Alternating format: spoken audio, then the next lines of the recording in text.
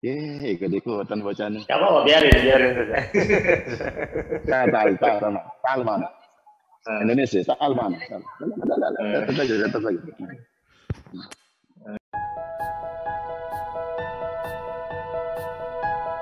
Bismillahirrahmanirrahim. Assalamualaikum warahmatullahi wabarakatuh. Sahabat Langit 7 dimanapun Anda berada, kembali kita bertemu lagi dalam program kita Apa Kabar Ustadz, program yang menyapa para ustadz di seluruh Nusantara, kemudian mengakrabkan seluruh muslimin muslimat terhadap para asatidz yang kami kunjungi dalam program tersebut. Pada pertemuan kita kali ini yang akan kita ajak untuk berdialog dan berdiskusi adalah guru kita, Ustadz Ahmad Jamil. Alhamdulillah, beliau berkesempatan untuk kali ini untuk diwawancari oleh kita semua dari langit7.id. Dan yang lebih menarik lagi, kali ini kita mewawancarai beliau dan saat ini beliau sedang berada di Tanah Haram, tepatnya sedang berada di Mekkah Al-Mukarramah. Alhamdulillah, saat ini kita sudah tersambung bersama beliau, Ustadz Ahmad Jamil, dan kita sapa beliau. Assalamualaikum Ustadz. Assalamualaikum warahmatullahi wabarakatuh. Apa kabar Ustadz? Baik, alhamdulillah. Kangen. Iya, kangen sekali sama antum. Saat ada di Indonesia kita tak dapat berjumpa, jarang berjumpa, tapi saat ini pas berjumpa malah antum sedang berada di Tanah Haram. Ada Jumat, ada udah balik. Kita ngeteh-ngeteh lah, ngopi-ngopi. Siap, insya Allah setelah balik nanti pasti kita ngopi-ngopi lah, cari tempat yang terdekat di tempat antum, kita ngobrol-ngobrol lebih lama lagi, insya Allah. Insya Allah. Kapan berada di sana, Ustaz? Dari tanggal berapa di sana? Kami berangkat tanggal 19, jadi terbang jam 7 pagi. Kita sholat subuhnya di tanah air, sholat zuhur asar sudah di haram. Sudah di Masjid Nabawi. Ya, Masjid Nabawi dulu ya. Baik, kita ngobrol-ngobrol santai bersama Al-Ustadz Ahmad Jamil. Kita akan tanya lebih dahulu, ini Ustadz Ahmad Jamil ini asli dari mana ini aslinya? Saya asli Belanda, Ustadz. Pasti ada singkatan ya. Iya, belakang Bandara Soekarno-Hatta. Oh, belakang Bandara Soekarno-Hatta. Dan Soekarno-Hatta itu dulu tanah kakek saya. Masya Allah. Masya Allah. Saya lahir sebelum ada bandara, sebelum ada Soekarno-Hatta. Kami merelakan tanah kami digusur untuk negeri ini. Masya Allah. Masya Allah. Ini berarti tuan tanah ini, keluarga tuan tanah ini. Mau nggak mau harus pindah. Masa rumah kita di bandara kan? Iya. Saya di Teluk Naga, Tangerang. Alhamdulillah sampai usia saya sekolah SMP ya, itu masih di sana. Alhamdulillah. Setelah itu ya keliling Indonesia mencari ilmu, keliling dunia mencari ilmu, karena kita sangat sangat banyak kurangnya gitu ya. Dan kita berharap bahwa bagaimana dulu para guru-guru kita memberikan motivasi, memberikan kepada kita al-irsyadat wa taujihat. Kalau kalian ingin dunia, ikut-ikutan bocah nih. Gak apa-apa, biarin saja. Tal mana? Indonesia, tal mana? Tetap lagi. Indonesia. Ini sekuis, ini sajayid. لا هذا الحوار. هذا الحوار. iya. طيب. هذا لا خلاص مباشر. طيب خلاص يا خلينا طيب خلينا يا طيب ya. Iya. Ternyata Ustadz Ahmad Jamil ini baru beberapa hari berada di Tanah Haram sudah banyak penggemarnya. Saya tidak bisa bayangkan kalau Ustadz Ahmad Jamil tinggal di saya tidak bisa bayangkan kalau Ustadz Ahmad Jamil ada di sana sebulan, mungkin pulang ke Indonesia itu bawa santri Darul Quran dari sana sekitar 1 pesawat. Allah, amin, amin, amin gitu. So, kita balik lagi lah. Jadi guru-guru kita kan dulu waktu semasa kami kecil, sebagaimana Rasulullah SAW juga memberikan motivasi kepada kita. Kalau you pengen dunia, pakailah dengan ilmu. Kalau you pengen akhirat, pakailah dengan ilmu. Man arada dunya fa'alaihi bil ilmi. Wa man arada al-akhirah fa'alaihi bil ilmi. Wa man aradahuma fa'alaihi bil ilmi. Itu kuat benar itu, nyantel di otak, nyantel di hati. Ya Allah, ilmu, saya harus cari ilmu, saya harus cari ilmu, saya harus cari ilmu. Ilmu utama adalah ilmu agama yang kemudian kita cari. Itu yang jadi bekal betul dan nancep betul di otak, nancep di hati. Pokoknya belajar dengan segala kekurangan, Bib. Dengan segala kita di kampung ya. Kita di kampung, walaupun rumah kami setiap hari ngelihat pesawat, tapi kami hidup di kampung. Yang listrik saja masuk tahun 85.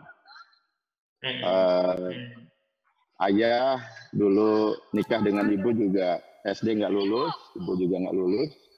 Kakek punya musola, ngajar ngaji, dan masya Allah, alhamdulillah punya paman-paman, punya abang-abang samping itu sepupu yang rata-rata santri. Jadi ikut-ikut termotivasi gitu ya, ikut-ikut termotivasi. Banyak yang ngaji kemana-mana, ke Banten, di Tangerang juga pesantren-pesantren Salafiyah, mereka banyak yang tahunan gitu, bukan hanya setahun 2 tahun, tapi puluhan tahun, belasan tahun gitu.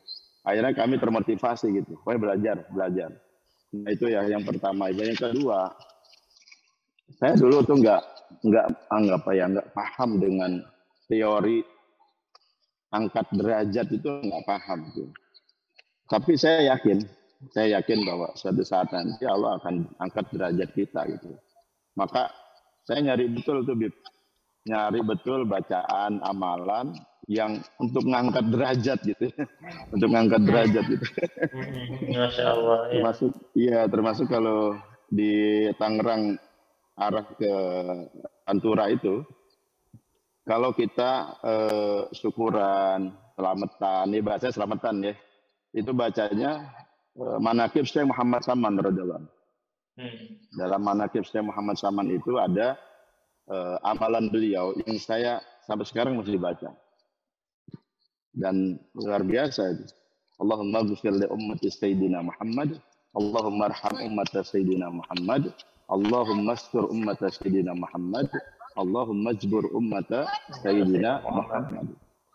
4 itu dibaca tiap pagi, dan di Manaqib itu ditulis bahwa barang siapa yang melazimkan wirid atau bacaan Syekh Muhammad Saman ini, maka Allah akan angkat derajat. Salah satunya itu, Allah angkat derajat.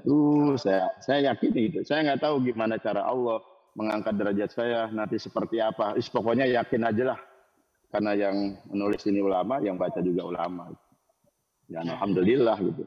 Sana sini perjalanan ketemu orang, ketemu Habib, ketemu guru kita, Syekh Ali, ketemu Ustaz Mansur, ketemu semua, alhamdulillah. Ketemu orang-orang baik. Dan yang ketiga, yang saya minta kepada Allah itu, ya Allah, perjumpakan kami dengan orang-orang soleh dimanapun. Perjumpakan kami dengan orang-orang soleh dimanapun. Lagi-lagi itu kan saya dapat karena dari kecil ngaji. Dari kecil demennya ngaji. Sarungan kemana-mana, pakai obor, Bib, dulu. Masih pakai obor. Tahun awal 70. Iya, 70 masih pakai obor kita. Obornya mungkin ya yang paling sederhana ya. Batang pepaya, ininya daunnya kan ada batangnya itu ya. Nah itu diisi minyak sedikit, itu udah kayak lilin, udah kayak lilin. Kalau dari bambu ya agak gedean dikit lah. Gedean dikit ya. Iya. Itu nyantri pertama kali di mana? Nyantri pertama kali, Ustaz? Saya di kampung kebetulan masih banyak guru-guru ngaji ya. Artinya Quran selesai di kampung, kemudian juga kitab-kitab kecil lah. Ada Bul Insan, Irsyadul Anam, Akhlaq Dilbanin, Tajwid, segala macam ya. Akidah semuanya di kampung ya. banyak guru-guru kita yang alhamdulillah sampai sekarang juga masih ada yang masih hidup, saya masih sering kawan gitu. Dan yang buat wafat yang kemudian Allah anugerahkan setiap ilmu yang diajarkan kepada saya yang kemudian membawa keberkahan juga buat mereka di alam kubur mereka dan di akhirat insyaallah. Itu sepintas. Oh iya, sedikit tentang keluarga ya. Ayah saya itu tukang jahit. Ibu saya, jadi saya manggil Baba ya. Baba tukang jahit, emak tukang jahit, nenek saya kalau orang kampung saya bilang tuh emak kolot. Jadi emak kolot, emak yang sudah sepuh. Itu juga tukang jahit.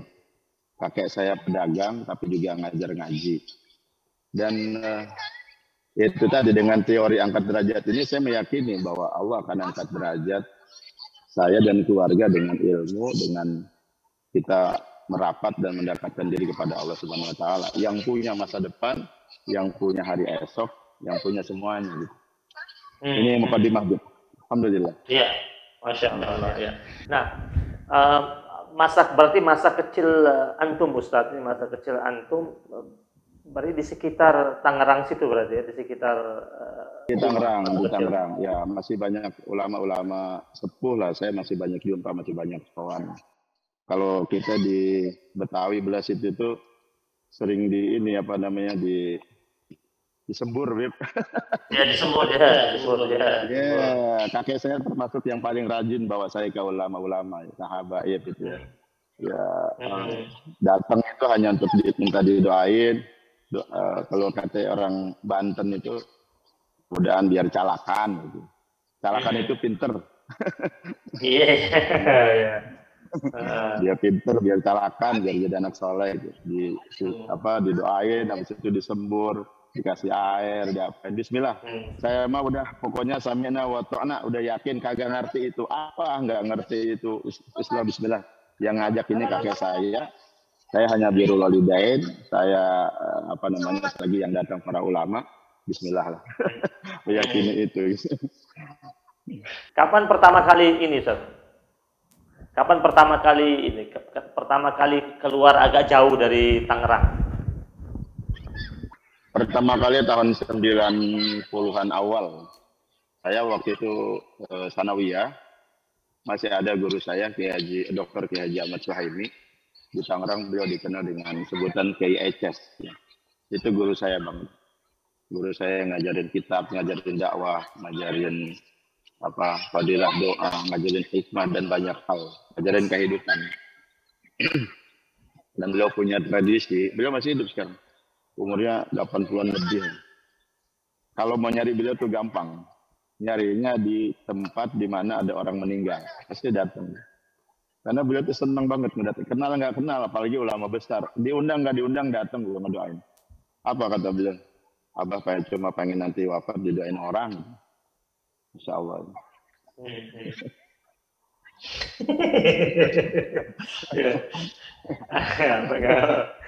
Iya, nih kita di tanah air banyak santri, di sini banyak santri juga nih.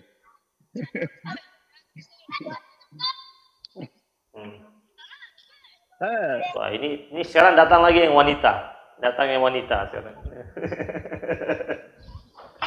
Ya. Ini jadi di Marwah itu banyak joki-joki tahalul sekarang. Mereka ini. Oh, mereka sekarang joki-joki tahalul. Iya, joki-joki tahalul. Bawa modalnya ini nih, modalnya gunting. Tapi jamaah kita hati-hati, itu bisa dipatok banyak lah, 50 bisa bukan 100 real. Hati-hati. Iya. Iya. Sekarang jokinya anak-anak dipakai ya. Itu mereka melanggar undang-undang perlindungan anak itu, Ustaz. Iya. Iya,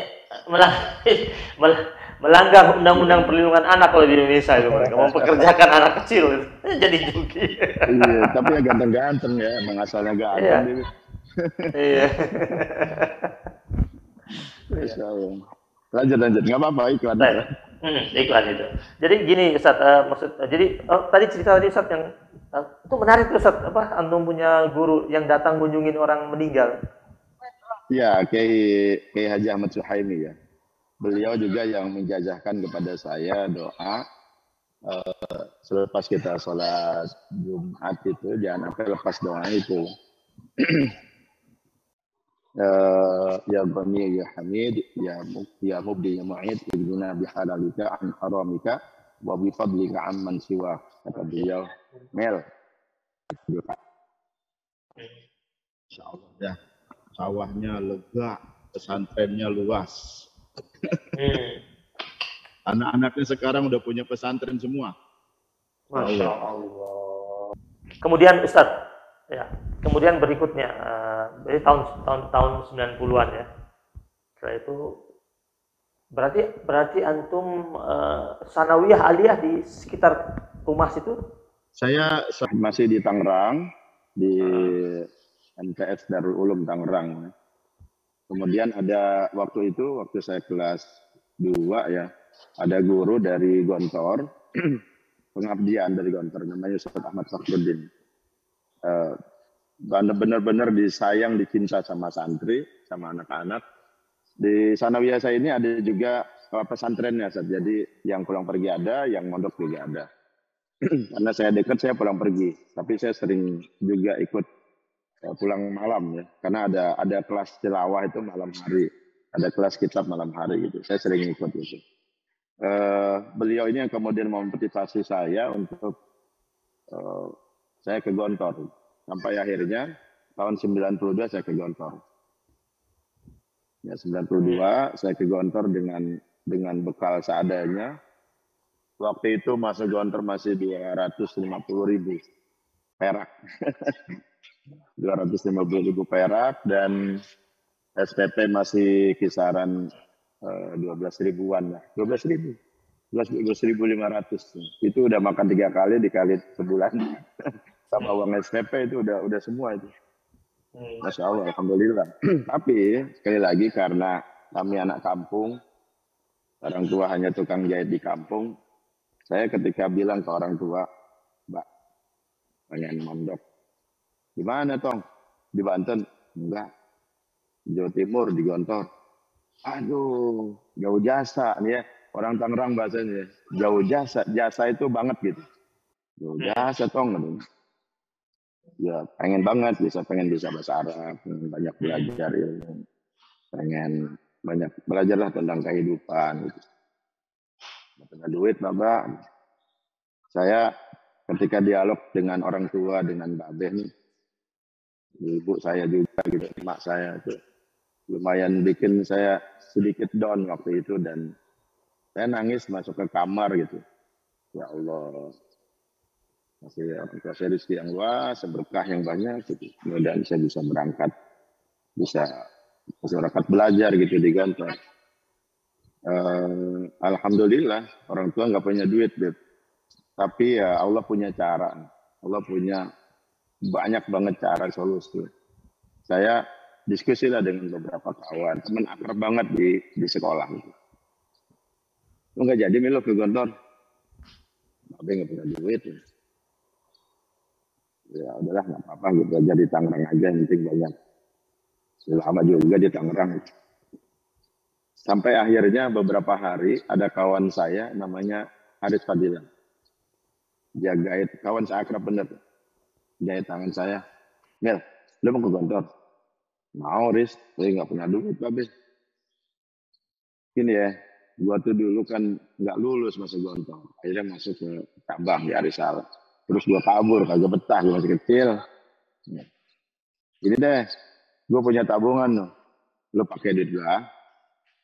Jangan, Riz. Punya duit, ntar bayar gimana? Udah, jangan pikirin bayar. Lu mondok lu udah sana di Gontor. Bayarnya gampang. Kalau lu udah punya duit, bayar.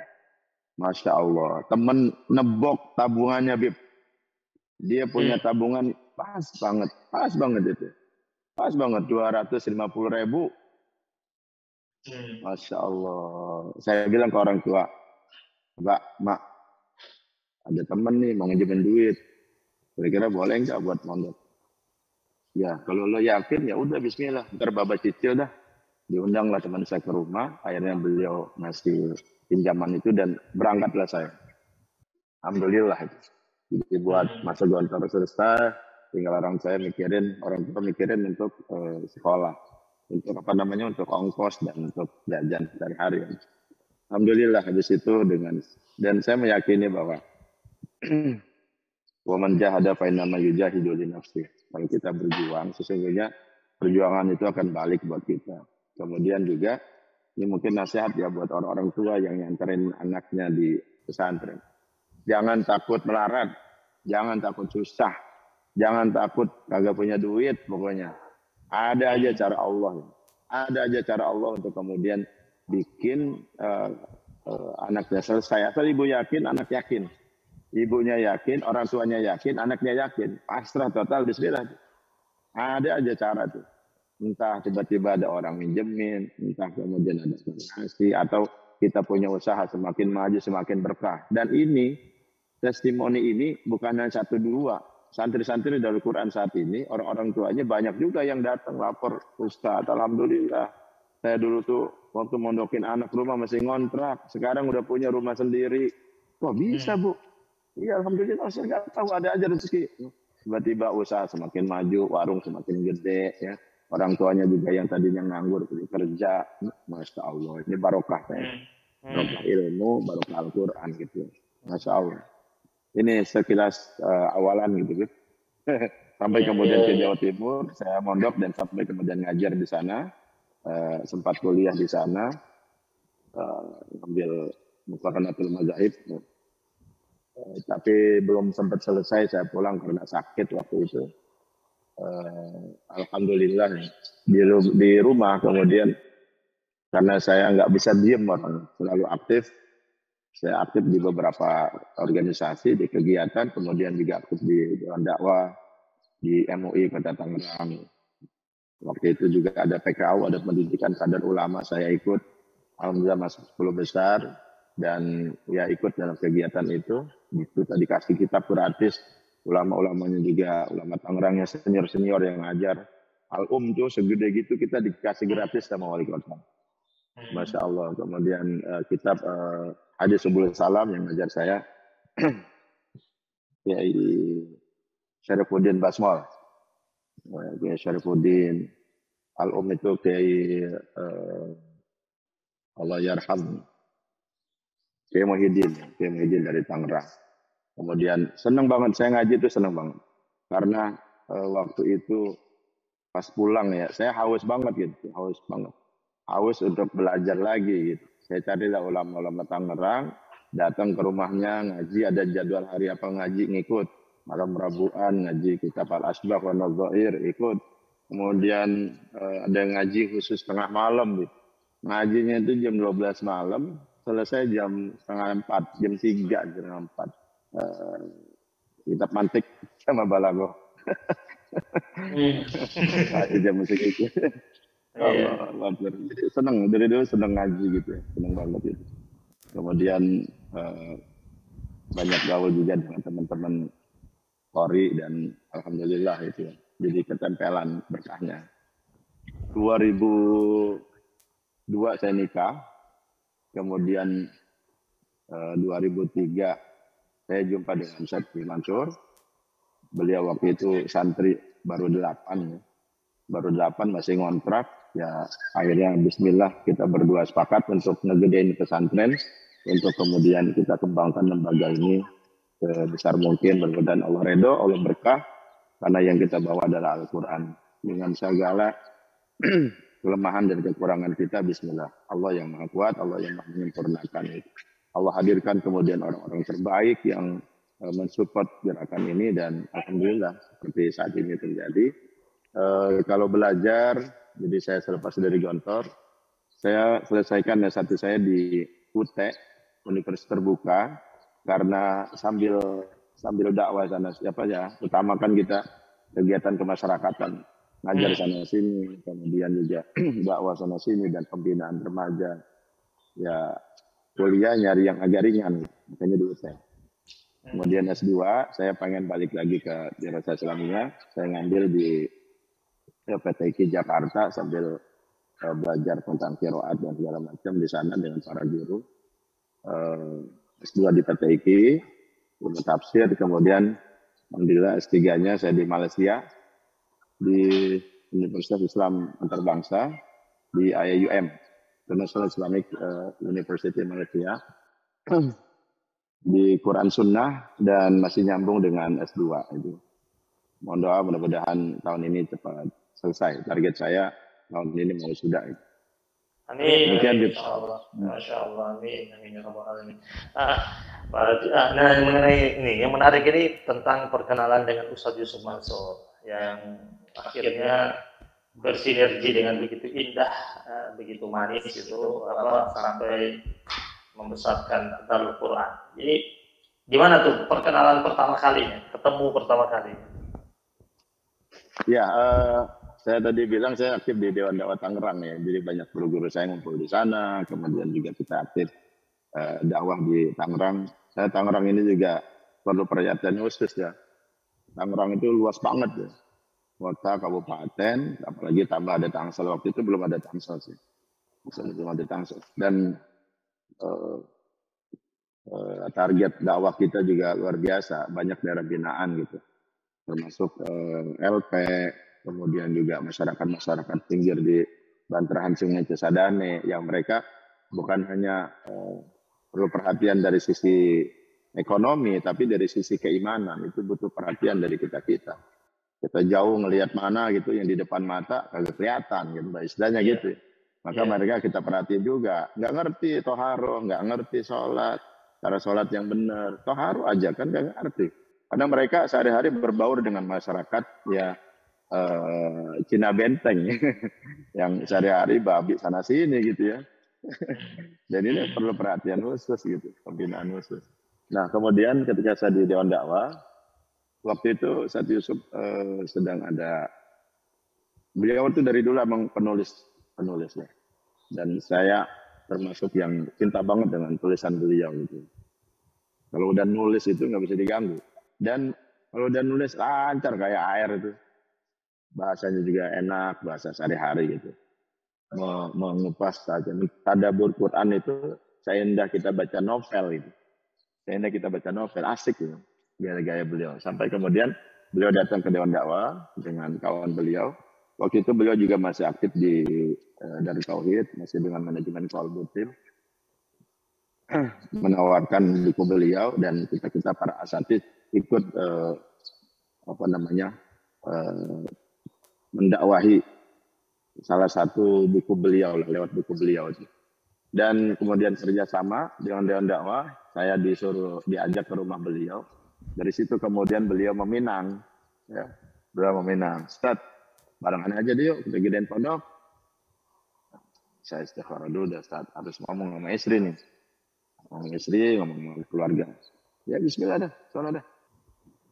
Amin ya Rabb, amin ya Rabb. Doakan kita Ustaz, doakan semua guru-guru kita, ulama-ulama kita yang berada di tanah air, khususnya antum yang berada di tanah haram. Insyaallah doaku mustajabah dan semoga umrah makbulah. Salam buat keluarga, salam buat istri, salam buat seluruh jamaah antum. Terima kasih banyak atas kesempatan antum yang bersedia untuk kami ajak dialog dan diskusi pada kesempatan kali ini, dan atas nama redaksi Langit 7 kami mengucapkan ribuan terima kasih. Insya Allah Ustadz setiba di tanah air, kita kontak-kontakan, kita akan kopi darat insya Allah. Terima kasih banyak Ustadz. Jazakumullah khairan katsira, jazakumullah khairan katsira. Assalamualaikum warahmatullahi wabarakatuh.